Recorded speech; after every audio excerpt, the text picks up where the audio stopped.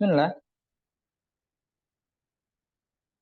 kita bawa Qawaidul Arba yang ditulis oleh Syekh Muhammad Abdul Wahab At-Tamimi itu memiliki beberapa naskah ya yang sampai pada kita, dan bagi antum yang tahu matan atau mutun Thalibul Ilm yang disusun oleh Syekh Abdul Muhsin Al-Qasim dari bagian Masjid Nabawi ya, maka antum akan temukan ada beberapa perbedaan di sini.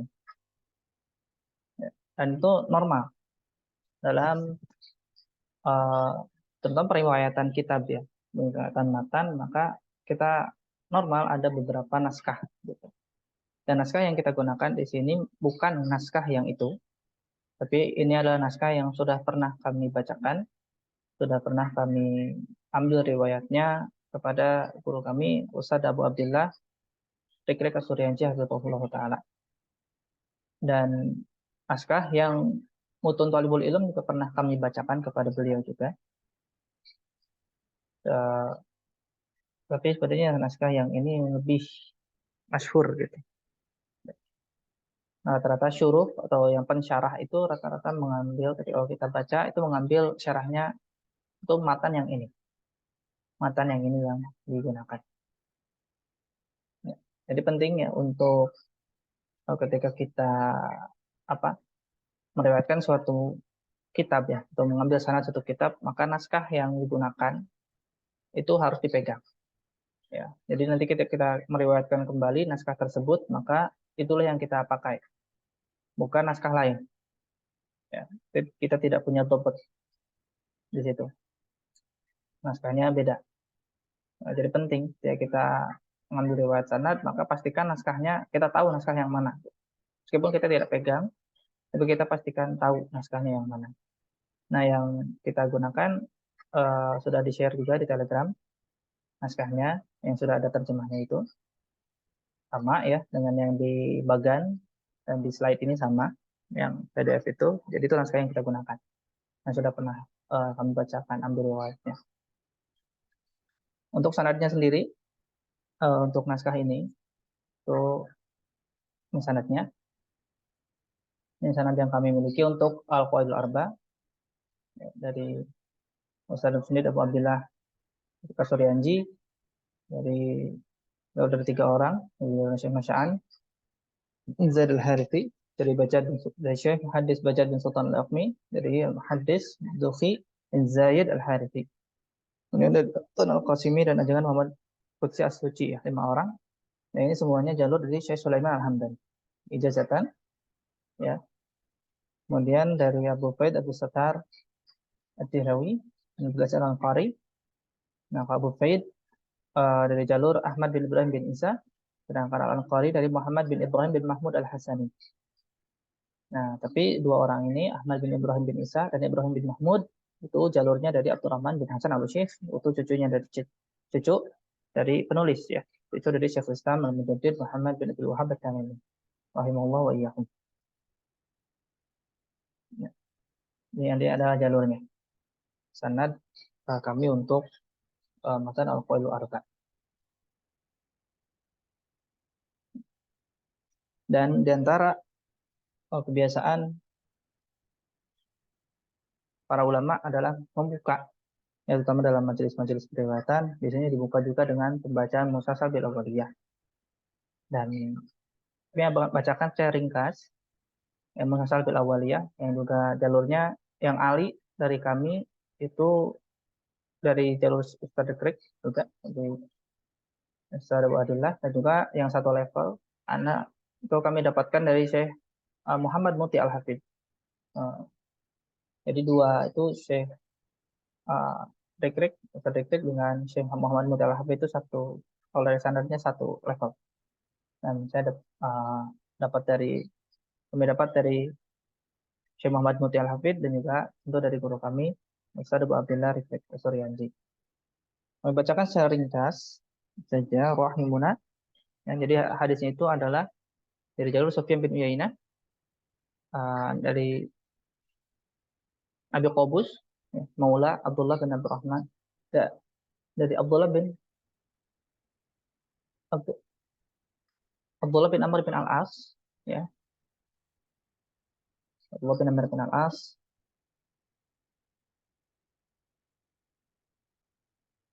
dari Abdullah bin Amr bin Al-As. Jadi dari Sufyan, dari Abu Qabus, kemudian dari Abdullah bin Amr bin Al-As, dari Rasulullah SAW, bahwa beliau berkata, Ar-Rahimuna man yarhamhumur rahmanu tabaraka wa ta'ala, irhamu man fil ard, yarhamkum man fis sama, wa fi riwayatin yarhamukum man fis sama. Yarhamukum man fis sama. Jadi, Rahimuna, orang yang berkasih sayang, yang menyayangi itu, man yarhamhumur rahmanu tabaraka wa ta'ala. Terkadang disayangi oleh Ar-Rahman. Ya. Irhamu man fil ard, maka kita sayangi yang di bumi. Irhamukum man fis sama. Maka kita akan disayangi juga oleh yang di langit. Dan di antara kasih sayang seorang guru pada murid, nah ini yang dibawakan ada Syekh Shalih Al-Utsaimin. Kalau beliau membuka bernamaj Muhimmat Ilm dan mengatakan bahwa bentuk kasih sayang seorang guru adalah mengajarkan agama secara tadarruj dan membantu murid menapaki tangga menuntut ilmu. Itu seorang guru. Jadi karakter guru seperti itu. Kemudian, nah, membahas matan-matan yang penting, ya, Iqra'uhum ummahatul muhimmat dan mutun, dan menjelaskan secara global, ya, global dan konsep, makna dan konsepnya itu secara global saja yang dikandung oleh matan tersebut. Itu yang penting dulu ketika kita mengajarkan suatu matan, maka yang paling pertama kita ajarkan adalah konsep dan makna yang dikandung oleh matan tersebut. Tidak lebih, tidak kurang. Adapun faidah-faidah yang ditambahkan, maka itu bukan maksud. Ya. Memang ada tipe ya ketika kita mensyarah suatu matan itu ada tipenya kita fokus kepada syarah, fokus kepada matannya saja, menjelaskan apa yang menjadi kandungan matan. Nah, ini adalah metode eh, yang terbaik untuk memahami matan. Jadi tidak melebar kemana-mana. Kemudian ada metode yang menjadikan matan itu hanya sebagai bisa dikatakan tema besar saja. Kemudian si pensyarah melebar kemana-mana. Nah, maka yang kedua, metode yang kedua ini adalah yang lebih ma'ruf di negara, lebih ma'ruf lah, terutama di negara kita. Hanya metode yang kedua ini tidak cocok untuk tadarruj biasanya. Karena yang lebih cocok untuk tadarruj itu fokus kepada matan. Karena dengan fokus kepada matan, kita tidak melebar, ya kita ambil apa yang dimaksud dalam matan, kemudian kita akan lebih cepat menyelesaikan matan tersebut. Ya, matan-matan pendek seperti Qawaidul Arba ini sebenarnya bisa diselesaikan sekali duduk, satu kali majelis, satu kali pertemuan. Berarti akan kita akan lakukan itu di pagi kali ini. Nggak harus berminggu-minggu. Karena banyak mungkin di luar sana yang mensyarah matan Qawaidul Arba itu bisa mungkin belasan pertemuan belum selesai. Karena yang dijadikan itu Qawaidul Arba itu bukan matan yang dibahas, tapi Qawaidul Arba hanya sebagai tema besar. Jadi dia ketemu basmalah, dijelaskan basmalah satu pertemuan. Ketemu misalkan tentang syukur, dijelaskan syukur satu pertemuan. Terus begitu. Nah, apakah metode seperti ini keliru? Tidak juga. Tapi metode seperti ini bukan hanya diinginkan bagi penuntut ilmu yang ingin bertadarus. Kalau ingin bertadarus, fokus cari guru yang dia menjelaskan matan saja, fokus menjelaskan matan. Karena nanti matannya selesai, maka kita bisa lanjut ke matan selanjutnya, lanjut ke matan selanjutnya, lanjut ke matan selanjutnya.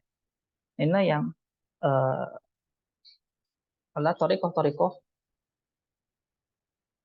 mulazamah seperti itu. Torikoh-torikoh mulazamah itu seperti itu. Sehingga mereka bisa dalam waktu yang pendek bisa menyelesaikan banyak matan dan keilmuannya lebih kokoh.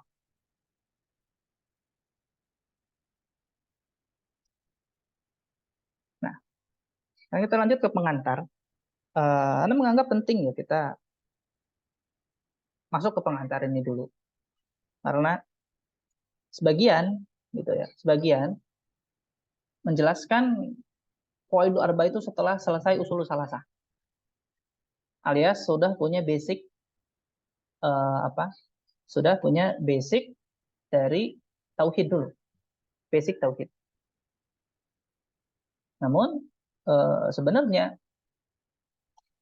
ya kita bisa bawakan dulu basicnya, gitu. Nggak harus selesai usul salasahnya dulu. Itu kan metodologi. Nah, kita bisa buat metodologi baru. Maksudnya ya kita gunakan saja, ambil saja yang memang penting untuk dipelajari sehingga kita bisa pahami apa yang dikandung oleh qawaidul arba. Dan sebenarnya konsep tauhid itu sederhana. Tauhid itu sederhana sehingga bisa dipahami oleh anak kecil, oleh orang dewasa. Konsep tauhid itu sederhana. Nanti kita akan lihat. Dan ayat-ayatnya itu atau hadis-hadis yang dibawakan itu memang to the point. Sehingga apa? Orang awam pun bisa langsung paham. Bisa mengambil makna yang terkandung gitu di situ secara global. Berbeda dengan hadis-hadis fikih misalkan. Maka dia orang awam nggak bisa langsung mengambil hukum di situ. Kalau hadis-hadis tauhid dan akidah itu straightforward.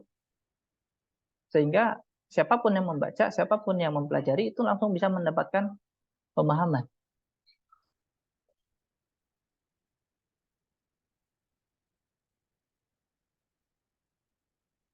Dan penting ya, eh, ketika kita belajar apapun ilmu itu untuk mengetahui basicnya dulu.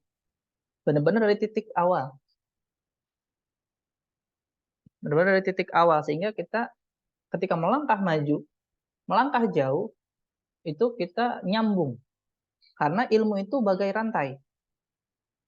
Dia bersambung terus-menerus. Jadi ketika kita kehilangan satu rantainya, ya, artinya satu bagian rantai itu, maka nggak nyambung. Sehingga kita tidak bisa menangkap apa yang dimaksud. Nah, jadi ketika seseorang fondasinya nggak bagus, nah, maka ketika dia belajar ilmu-ilmu yang lebih tinggi, dia nggak dapat faidah. Dia nggak akan dapat sesuatu yang berharga. Kalaupun dia dapat, maka itu nggak akan banyak.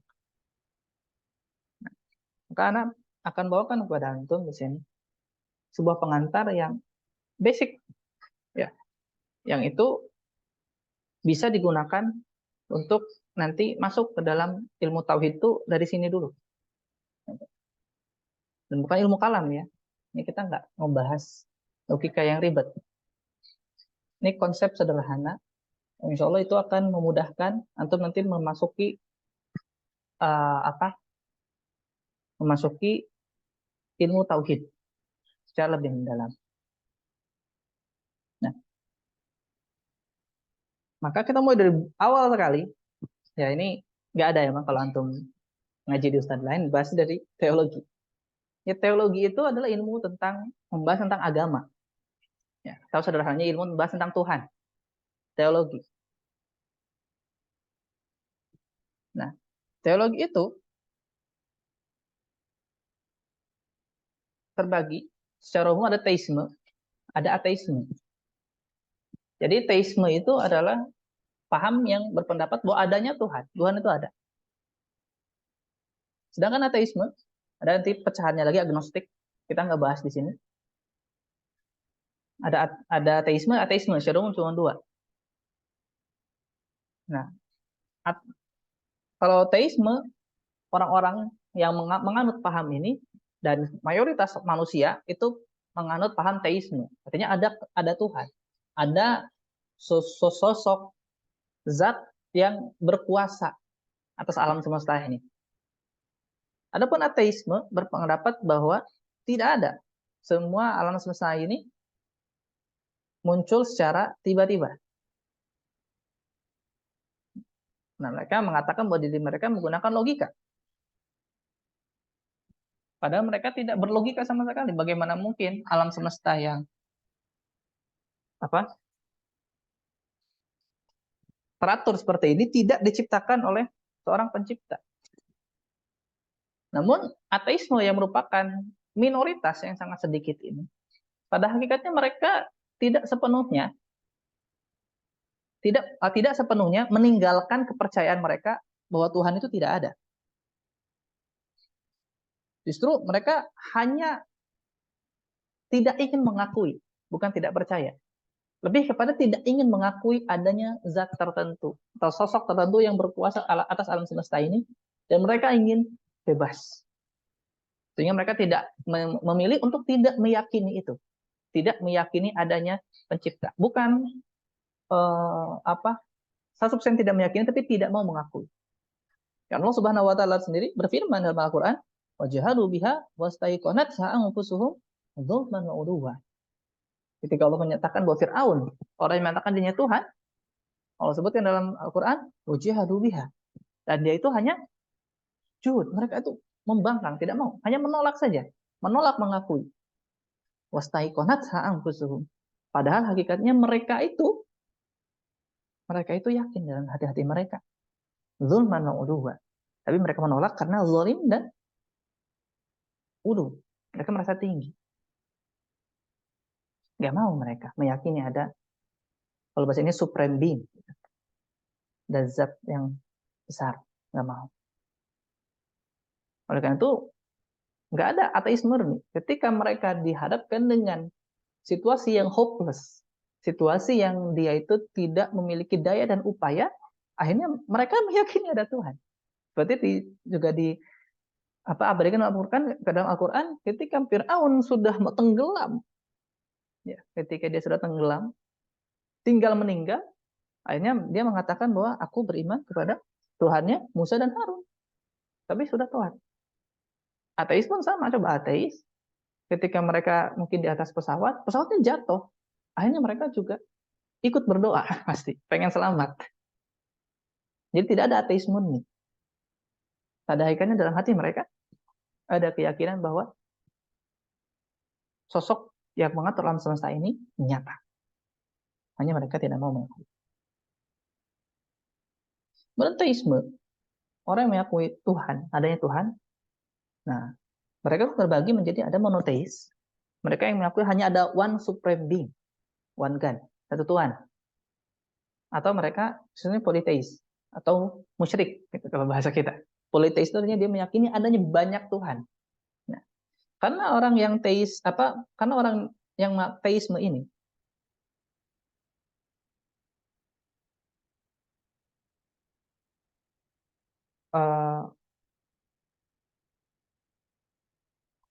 orang yang politeis ini maupun yang teis, monoteis sama politeis, tadi kan basicnya mereka meyakini adanya sosok besar, ya, adanya sosok besar yang mengatur alam semesta.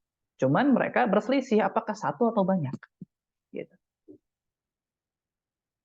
Nah, mereka pada hakikatnya baik yang monoteis maupun politeis, mereka meyakini adanya kekuasaan, adanya sosok-sosok atau sosok lah, adanya zat yang mengatur alam semesta. Monoteis menganggap itu satu, politeis menganggap itu banyak. Dan mayoritas agama, ya, begitu yang ada di bumi itu politeis basicnya. Hindu, Buddha, ya, terus Yunani kuno, mereka menganggap bahwa tidak ada one supreme being, tidak ada satu sosok besar, tapi semuanya ada dewa-dewa yang ya kerjasamalah mengatur alam semesta ini. Jadi nggak cuma satu. Nah, ya meskipun Hindu, mereka juga menganggap ada supreme being satu, ya. Cuman pada pendetailannya mereka juga tetap menganggap bahwa dia dibantu. Nah, jadi mungkin kalau mitologi Yunani kuno ada Zeus gitu kan. Tapi Zeus ini kan dibantu oleh lesser gods, oleh dewa-dewa yang lebih minor gitu, dewa-dewa kecil. Meskipun Zeus adalah dewa besar gitu. Nah, ini tetap aja statusnya konsepnya ada konsep politeis. Nah, dapat monoteis ya udah satu aja, nggak ada Tuhan yang lain, cuma satu. Tapi keduanya menganggap bahwa kenapa? Mereka meyakini adanya kekuasaan yang dimiliki oleh Tuhan. Ada kekuasaan itu, dan kita manusia tidak punya kekuasaan itu. Kita manusia tidak punya kekuasaan itu. Untuk mengatur alam semesta, kita terbatas, manusia terbatas. Itulah yang dirasakan oleh orang-orang yang menganggap harus adanya Tuhan. Karena mereka tidak bisa mengatur alam semesta. Dan kekuasaan ini, inilah konsep yang dalam Islam itu disebut dengan rububiyah. Pengaturan, salah satunya. Pengaturan alam semesta itu ada dalam konsep rububiyah. Ini yang disebut sifat atau karakteristik Tuhan itu ada dalam rububiyah utamanya. Nah, Islam sebagai agama yang menganut monoteis memiliki konsep yang disebut dengan tauhid. Ya. Memiliki konsep yang dinamakan dengan tauhid. Dan dalam Islam, tauhid itu bermakna mengesahkan Allah dalam setiap perkara yang menjadi kekhususan Allah. Yang menjadi kekhususan Allah saja. Jadi, kita meyakini bahwa hanya ada satu, yaitu Allah saja, yang berhak memiliki kekhususan ini. Atau yang bisa kita simplifikasi, bahwa hanya Allah saja yang berhak untuk memiliki sifat-sifat ketuhanan. Memiliki sifat dan hak ketuhanan. Sehingga selain mereka, selain Allah, apapun itu, tidak boleh dan tidak berhak memiliki sifat ini. Atau status ini. Status ketuhanan ini tidak boleh dimiliki oleh selain Allah. Nah, untuk lebih memudahkan, para ulama pun membaginya menjadi tauhid ar-rububiyah yang tadi. Bagaimana kita melihat Allah, bagaimana kita mengenali Allah dari sisi rububiyahnya, dari sisi sifat ketuhanannya, dari sisi perbuatan. Bagaimana Allah mengatur alam semesta, bagaimana Allah menciptakan alam semesta. Maka ini dipelajari dalam apa yang disebut dengan konsep rububiyah. Bagaimana Allah memiliki power tadi, kekuasaan yang dengan itu sederhananya alam semesta tunduk di depan Allah. Yang konsep ini dimiliki baik yang monoteis maupun yang politeis. Mereka meyakini ini, konsep rububiyah ini, bahwa kalau di depan Tuhan alam semesta itu tunduk. Baik kita, muslimin maupun musyrikin. Konsep rububiyah ini sama, tidak berubah, tidak berbeda. Kemudian ada konsep uluhiyah. Uluhiyah ini artinya, nah, Tuhan yang berhak untuk disembah, ya, itu hanya Allah saja. Ini adalah hak, ya. Hak uluhiyah atau hak penyembahan itu hanya dimiliki oleh Allah, tidak dimiliki oleh yang lain. Karena hak ini khusus milik Allah saja. Tidak boleh dimiliki oleh yang lain, tidak boleh diberikan juga kepada yang lain. Kenapa hak uluhiyah ini muncul? Karena rububiyah. Karena Allah yang memiliki alam semesta, yang mengatur alam semesta, yang menciptakan alam semesta, maka tentu Allah yang harus disembah. Nah, ini nyambung dari tadi. Ketika kita sudah mengakui adanya Allah sebagai pemilik alam semesta, maka sudah sepantasnya yang kita sembah itu adalah Allah. Sehingga hak uluhiyah itu hanya mutlak milik Allah. Nah, berbeda dengan politeis. Nah, kalau politeis tadi, ketika mereka menganggap bahwa kekuasaan itu adalah milik dewa-dewa, maka mereka dalam kepala mereka bahwa yang berhak disembah itulah dewa-dewa yang banyak itu. Sehingga mereka memberikan sesajen pada dewa A, sesajen pada dewa B, sesajen pada dewa C. Karena mereka menganggap bahwa kalau misalnya butuh kepada kebutuhan ini, maka dia ngambil sesajen kepada dewa tani misalkan. Kalau dia butuh tentang kesembuhan, dia cari dewa kesembuhan. Nah, mereka menyembah dewa-dewa yang banyak ini. Karena tadi apa? Karena adanya kekuasaan yang dimiliki oleh dewa-dewa ini, sehingga mereka pun menganggap bahwa dewa-dewa ini harus disembah. Ada seorang muslim, maka konsepnya adalah karena Allah saja yang menciptakan, memiliki, dan mengatur alam semesta, maka Allah saja yang berhak untuk disembah. Satu. Yang lain yang lain tidak memiliki hak tersebut. Itulah tauhid. Nah, kemudian ada tauhid asma wa sifat. Ini sebenarnya satu paket ya dengan tauhid rububiyah. Yang kalau tadi dari sisi perbuatan, maka asma wa sifat itu dari sisi zatnya, dari sisi sosok Allah. Nah, sehingga dulu para ulama itu membagi jadi dua. Tauhid itu hanya menjadi dua, yaitu al-ma'rifat wal isbat, yaitu membahas tentang Allah dari sisi zatnya dan perbuatannya. Kemudian al-qasd wa talab atau al-iradah wa talab itu dari sisi manusianya, bahwa mereka harus timbal balik berupa apa? Berupa peribadahan. Berupa peribadahan. Nah, kita masuk ke tauhid ma'rifat wal isbat. Tauhid ma'rifat wal isbat ini tadi membahas tentang zat Allah dan perbuatan. Jadi mereka komplementer, saling melengkapi. Dari sisi bahasannya adalah Allah gitu, bahasannya. Kalau tauhid ma'rifat wal isbat yang dibahas adalah Allah. Maka untuk makin mensimpelkan, dibagilah tauhid rububiyah dari sisi apa? Mengesahkan Allah dari untuk dalam setiap perbuatan-perbuatan yang Allah lakukan. Dan paling utama ya, yang menjadi sifat rububiyah atau sifat yang harus dimiliki oleh Tuhan, itu pertama adalah mencipta from zero, from nothing ya, dari tidak ada sama sekali. Kemudian memiliki, karena Allah yang menciptakan, ya Allah otomatis memiliki. Allah punya hak kepemilikan atas ciptaannya, karena Allah yang menciptakan. Kemudian mengatur, karena Allah yang menciptakan, Allah yang memiliki, maka Allah lah yang berhak untuk mengatur dan punya kekuasaan tentunya, punya kekuatan untuk mengatur ciptaannya. Di alam semesta itu Allah bisa atur. Dengan kekuasaan Allah, Allah bisa mengatur alam semesta. Mau dihancurkan, mau dibuat ulang, itu Allah sanggup. Tapi ada semua sifat. Ya. Menjadi pembahasan tersendiri, terutama ketika memang banyak penyimpangan ya dari sisi pemahaman terhadap zat Allah. Jadi memang penyimpangan pertama ya dalam tauhid itu adalah asma wa sifat. Rububiyah hampir tidak ada dulu. Pertama kali penyimpangan itu asma wa sifat, sehingga para ulama membahas terpisah akhirnya asma wa sifat. Karena uluhiyahnya lurus, karena rububiyahnya lurus gitu. Nah, dibahaslah asma wa sifat. Karena apa? Nah, ini mengesahkan Allah dalam nama-nama dan sifat-sifatnya. Dan dengan meyakini bahwa tidak ada yang serupa dengan Allah pada keduanya.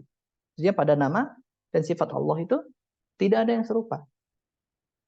Bagaimana caranya?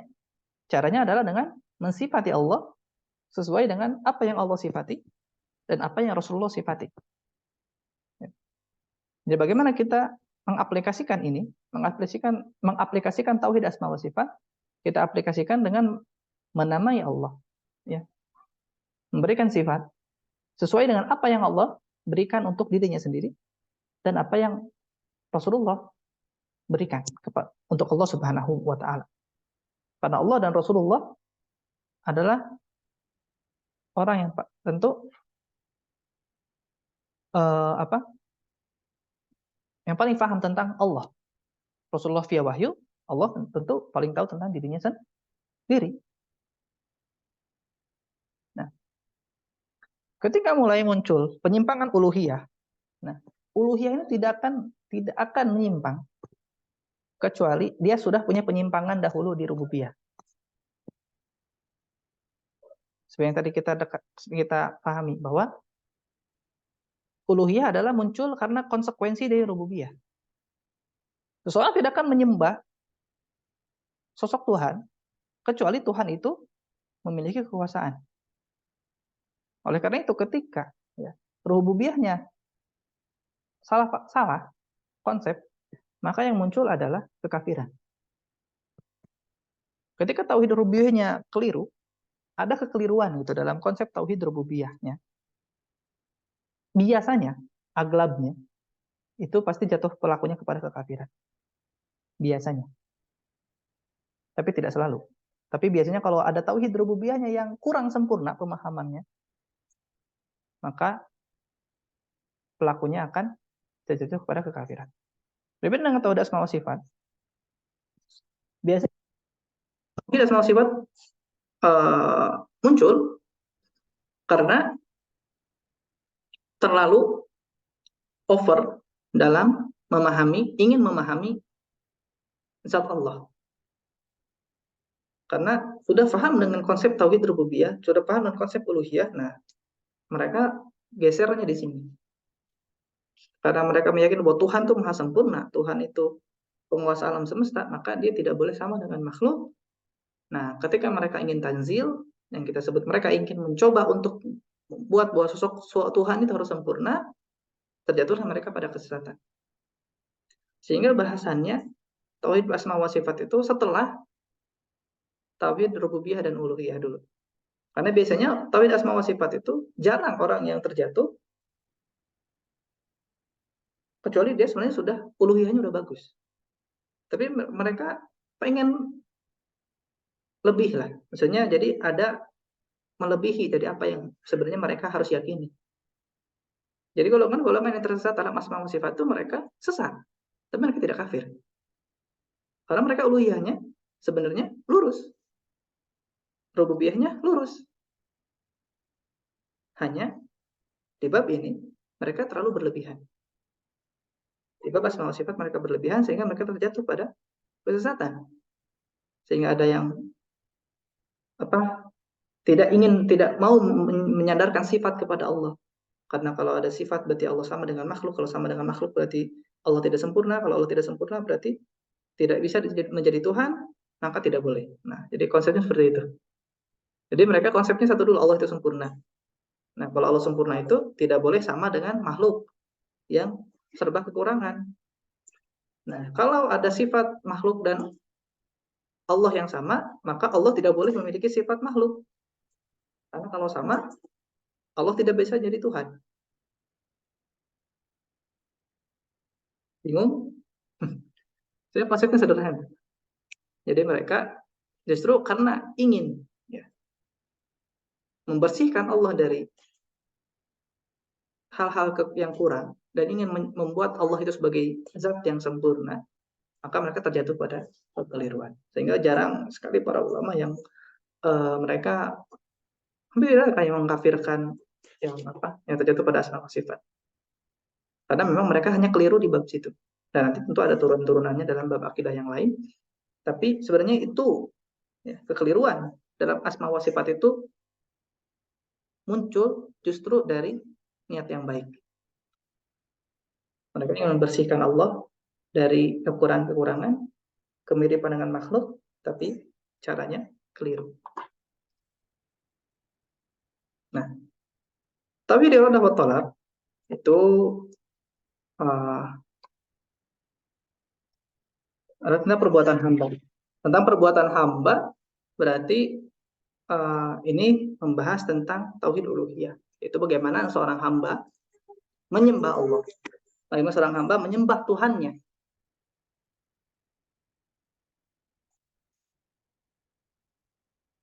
Maka itu tauhid uluhiyah didefinisikan sebagai mengesahkan Allah dalam setiap peribadahan dan hanya memberikan ibadahnya kepada Allah semata. Ini adalah konsep tauhid uluhiyah. Dan uluhiyah itu biasanya tidak akan rusak ya. Kalau tadi rububiyahnya udah benar. Kalau rububiyahnya udah benar. Salah paham tentunya dalam tauhid ini pasti mengantarkan kepada kekafiran. Ketika dia tidak paham tauhid uluhiyah, maka dia akan terjatuh pada kekafiran. Dan tauhid uluhiyah seperti yang sudah kita bahas berulang-ulang bahwa dia memiliki hubungan yang erat dengan tauhid rububiyah. Dia punya hubungan erat dengan tauhid rububiyah. Kenapa? Karena penghambaan. Ya. Penghambaan. Seseorang tidak akan menghamba kecuali ada keyakinan sifat rububiyah pada objek yang disembah. Kecuali dia yakin si objek ini memiliki suatu kekuasaan, memiliki suatu hal yang bisa membantu dia dalam masalah penghambaan ini.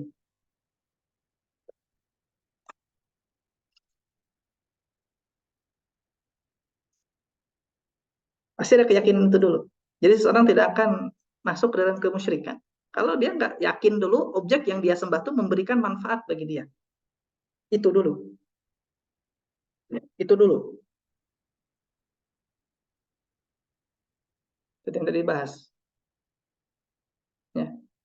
Banyak orang-orang yang musyrikin menyembah dewa dewa pertanian karena dia yakin dia membantu pertanian. Dia menyembah dewa kesehatan karena dia yakin dia memberikan kesembuhan. Dia menyembah dewa A karena yakin ada manfaat A. Dia menyembah dewa B karena ada manfaat B. Terus seperti itu. Jadi penghambaan tidak muncul kecuali memahami dulu sifat rububiyah. Nah, justru yang memang di zaman sekarang banyak orang yang beragama menyembah, ya, beragama lah secara umum, baik itu muslim maupun yang lain, itu tidak didasarkan pada ini. Karena bagi dia, itu tidak melihat adanya kekuasaan itu. Dia tidak melihat adanya kekuasaan itu. Dia tidak melihat ada Allah dalam setiap gerak-gerik kehidupannya.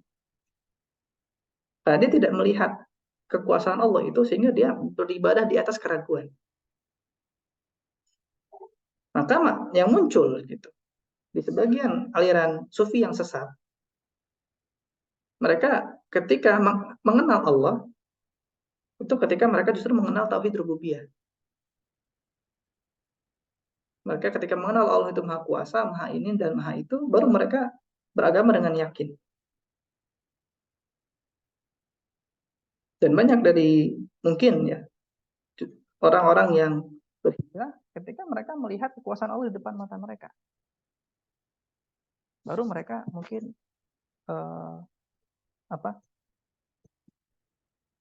mulai beragama dengan baik. Karena tadi eratnya hubungan rububiyah dengan uluhiyah. Kita tidak akan bisa memperbaiki uluhiyah kita kecuali kita memperbaiki pemahaman kita terhadap tauhid rububiyah. Kalau kita tidak yakin bahwa Allah mengatur kehidupan kita, mengatur tindak tanduk kita, maka kita pasti uluhiyah kita itu tidak akan bagus. Kita tidak akan beribadah dengan baik. Karena tadi kita tidak meyakini adanya kekuasaan Allah pada diri kita. Nah, keterikatan tauhid rububiyah dengan tauhid uluhiyah itu muncul pada sosok yang pantas disembah.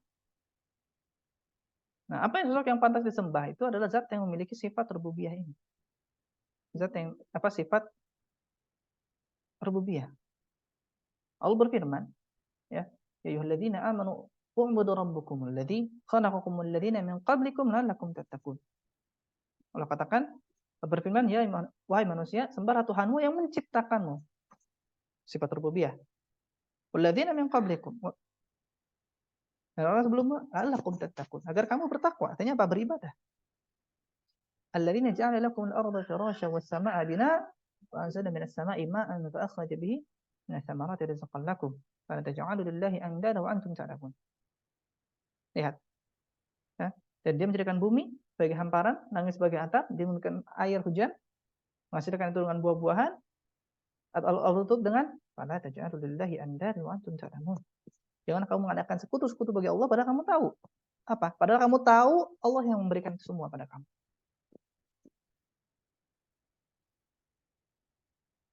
Ada manfaat, ada kekuasaan yang dimiliki oleh Allah dan yang diberikan kepada manusia berupa manfaat. Nah, karena itulah kita harus menyembah Allah Subhanahu wa taala. Dalam ayat yang lain, ya. Qala faraitum ma kuntum ta'budun. Ini kisah Ibrahim ketika waktu itu kisah Ibrahim. Faraitum ma kuntum ta'budun. Oh, ini kurang lupa tidak di ini terjemahnya belum benar ya, belum di copy. Diperbaiki berarti. Kalau itu mata kuntum ta'budun. Kamu enggak lihat apa itu yang kamu sembah? Antum aba'ukum al-aqdamun. Yang dulu kamu sembah itu dengan nenek moyang kamu. Fa innahu ma'duun li illa rabbul alamin. Yes, yang kamu sembah itu musuh saya. Illa rabbul alamin, kecuali Allah. Nah, kenapa yang disembah itu ila rabbal alamin. Lanjutannya, alladzina khalaqani fa huwa yahdi. Yang dijadikan dalil kenapa harus disembah ya adalah alladzina khalaqani fa huwa yahdi. Dia yang ciptakan saya dan memberikan saya petunjuk. Walladzi huwa yut'imuni wa yasqin.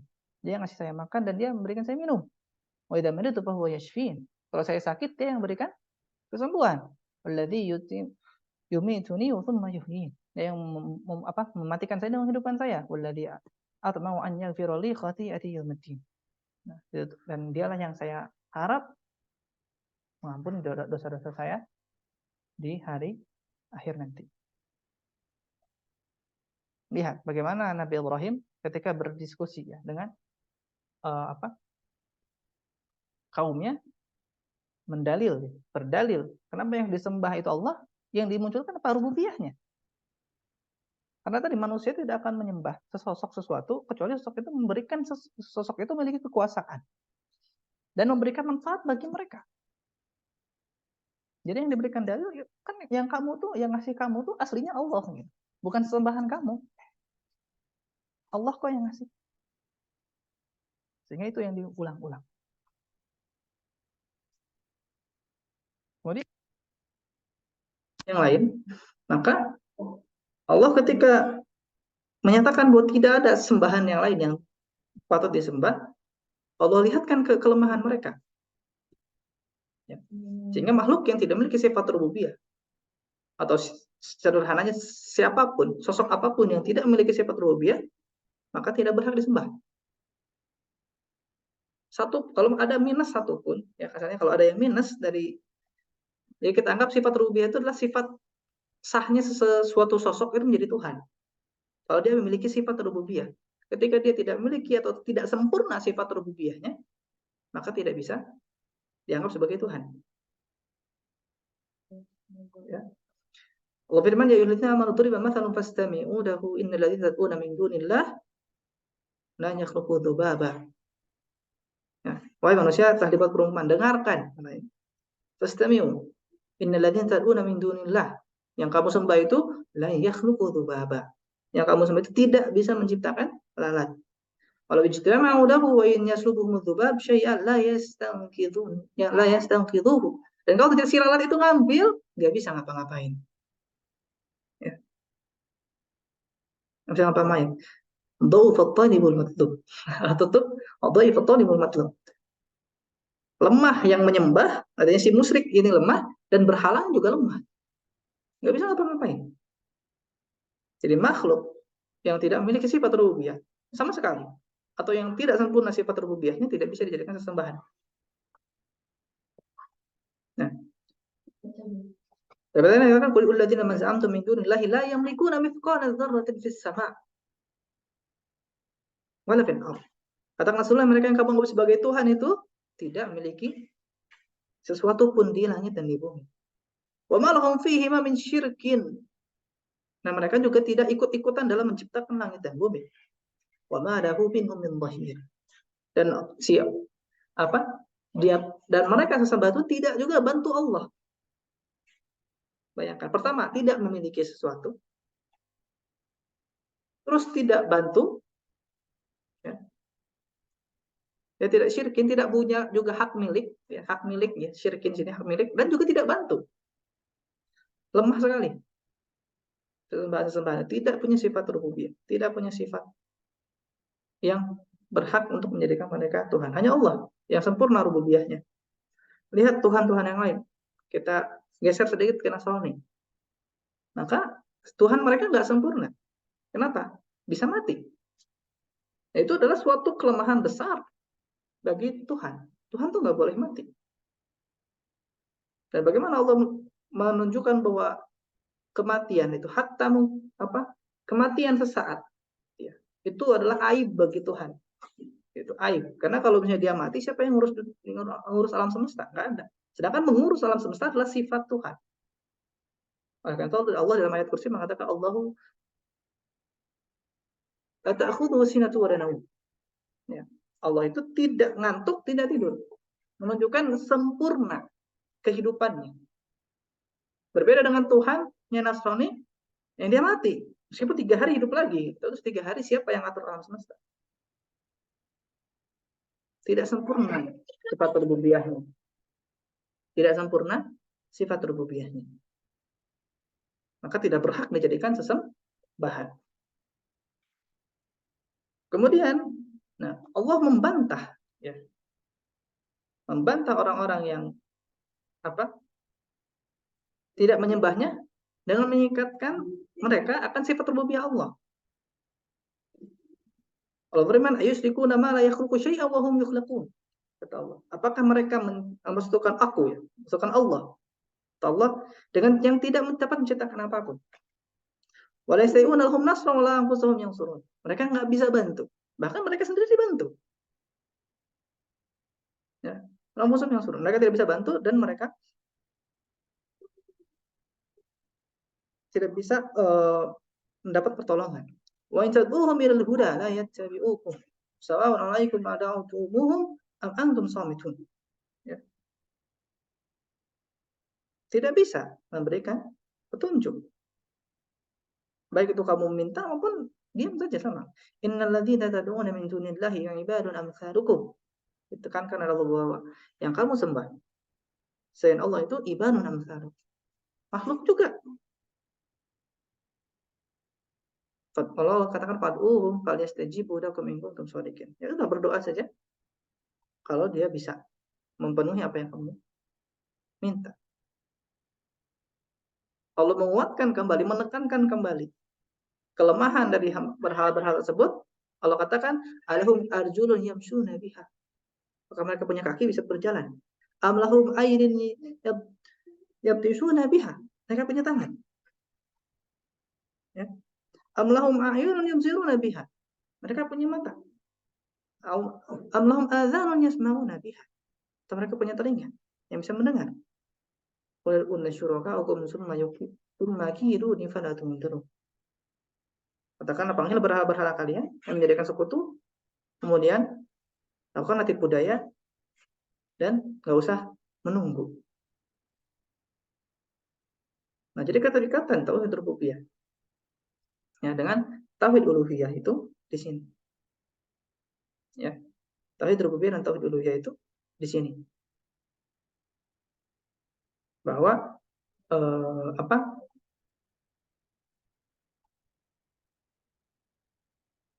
Sesuatu sosok biasanya disembah itu karena tadi memiliki kekuasaan atau dapat memberikan manfaat kepada si penyembahnya.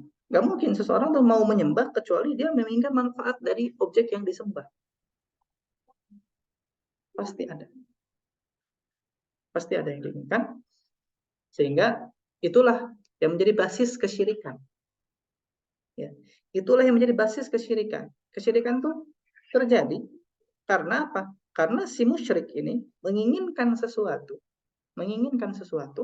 dari Tuhan lain yang dia minta.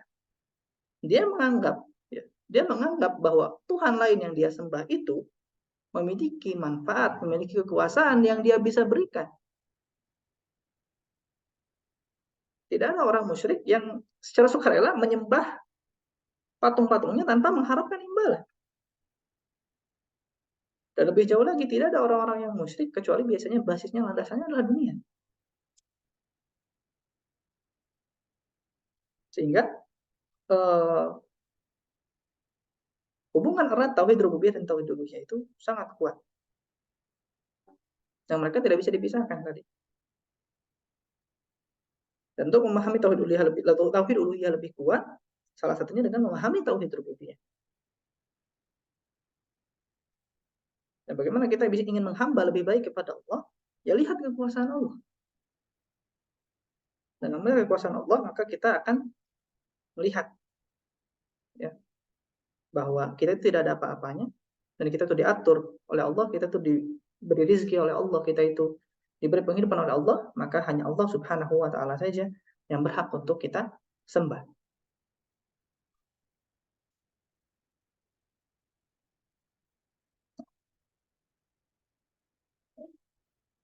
So, kita break dulu di sini sepertinya.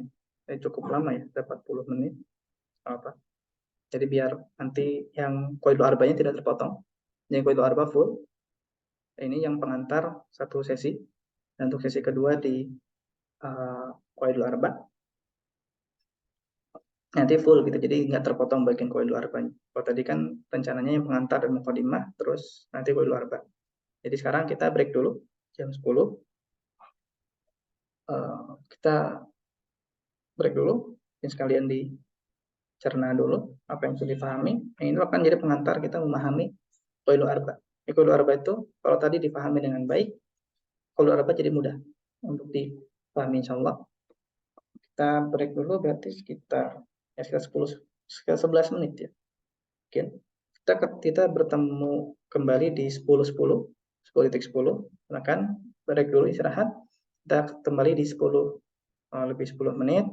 Jadi bisa stay di Zoom.